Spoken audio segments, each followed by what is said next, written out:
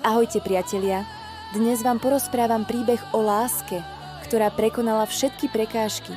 Príbeh mladého vojaka Vojtecha a jeho milovanej Želmíry. Predstavte si mladého muža, ktorý musel opustiť všetko, čo miloval.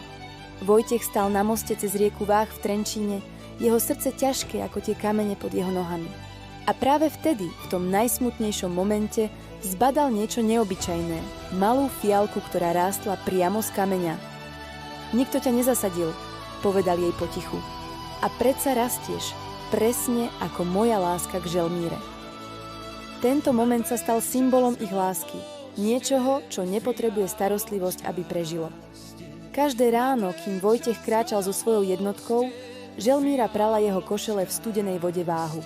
Jej ruky možno boli studené od vody, ale jej srdce horelo láskou a nádejou na jeho návrat. Jedného dňa počas pochodu zachytil Vojtech známu vôňu.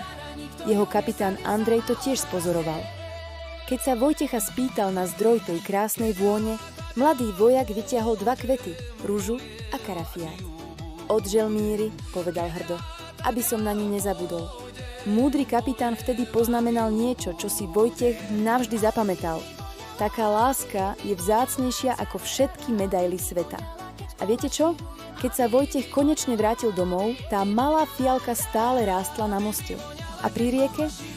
Tam čakala jeho Želmíra, verná ako v deň jeho odchodu.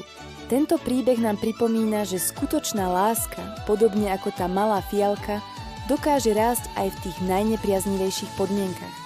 Nepotrebuje veľa, len čisté srdce a vieru. Ak sa vám tento príbeh páčil, nezabudnite dať páčik. Prihláste sa na odber nášho kanála a zdieľajte ho s tými, ktorých máte radi. Spoločne môžeme šíriť tieto krásne príbehy našej histórie ďalej.